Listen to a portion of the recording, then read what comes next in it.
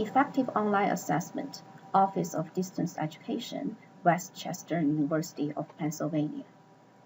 Principles of effective online assessment. We should design learner-centered assessments that include self-reflection, design and include grading rubrics for the assessment of discussion, assignments, projects, and so forth. We should include collaborative assessments, ask for and incorporate student input into how assessment should be conducted. We need to design effective online assessments and use a variety of assessment techniques. A well-designed online course should be learner-centered. And what about online assessments? When the learning process changes, the assessment process should change with it. In a learner-centered environment, we should empower learners in both learning and assessment process, give students responsibilities for learning activities such as discussion, collaboration, and self-reflection. For example, in a face-to-face class, instructors can ask students to reflect on their learning on a regular basis by simply asking questions like, what's the most important thing you learned in this class? Do you have any questions? In an online class, this can take on the format of discussion topics, self-assessments, and so forth. Research showed that including grading rubrics benefit both students and instructors. It's a great way to provide meaningful and rapid feedback to students, help students understand instructor expectations, and provide students a concrete way of evaluating their own performance.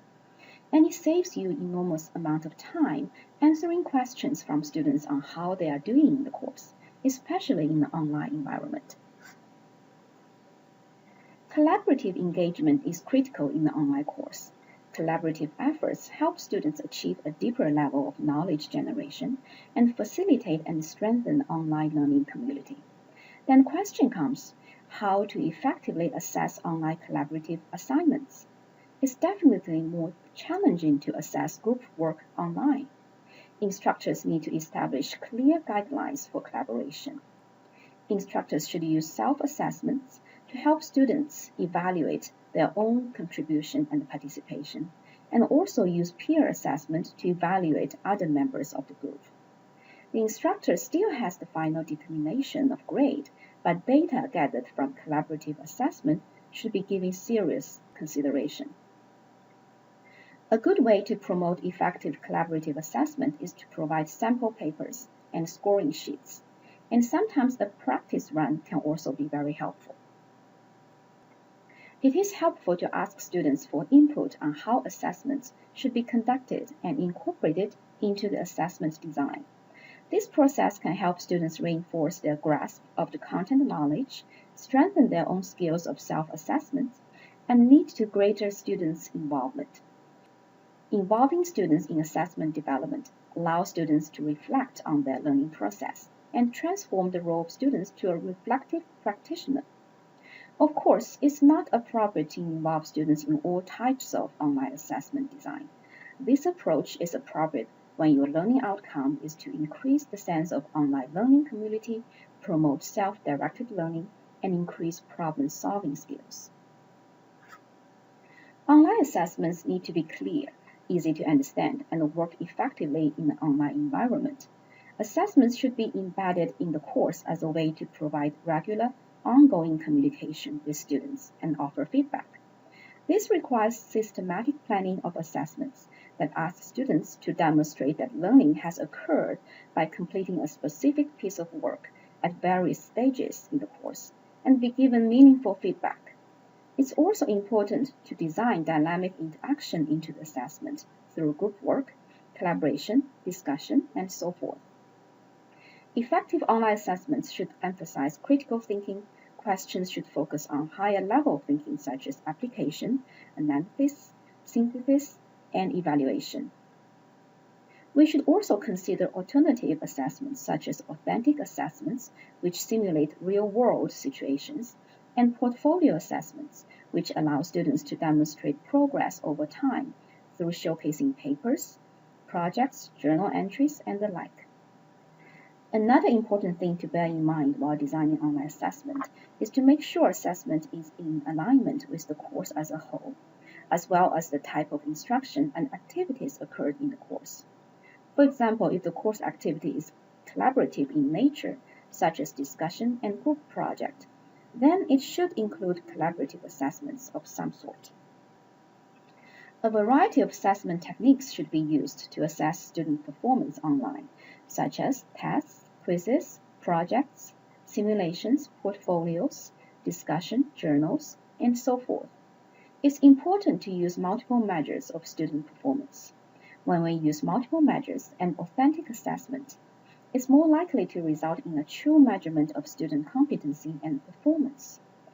It also helps lower the possibility of cheating. Tests and quizzes, for example, are useful in assessing some aspects of online work. However, they shouldn't be the main means of assessment. Different and various assessment techniques should be used to support course objectives and ensure true and accurate measurement of student performance. Now that we've discussed some principles for designing effective online assessments, let's take a look at advantages of online assessment. One of the main advantages of online assessment to students is to offer instant feedback. It also allows opportunities for students to practice multiple times and reinforce their learning of the content. The use of multimedia in assessment can also facilitate understanding and promote motivation. And online assessments can be easily set up to be confidential or shared, which give instructors great flexibility to facilitate student learning. Looking at the disadvantages of online assessment, it requires certain technical capabilities from students. Also, technical issues may rise during the assessment, such as internet problems, power outages, and so on. However, the biggest issue of online assessment is how to prevent cheating and plagiarism. There are strategies we can use to help prevent cheating in online assessment. For example, randomize questions and answers, allow limited time for test completion, create different question pools, and dynamically pull questions so each student is getting somewhat different questions. And use assessment techniques other than multiple choice or true or false questions. Use projects, case studies, assessments that require higher order thinking skills and problem-solving skills that discourage cheating. There are also other solutions for online cheating and plagiarism. Turned-in, for example, allows instructors to check students' work for potential plagiarism and improper citation by comparing it against a vast, continuously updated database. Another solution is online proctored exams. It can be an automated service where students log in and start recording his workspace, him or herself, his ID.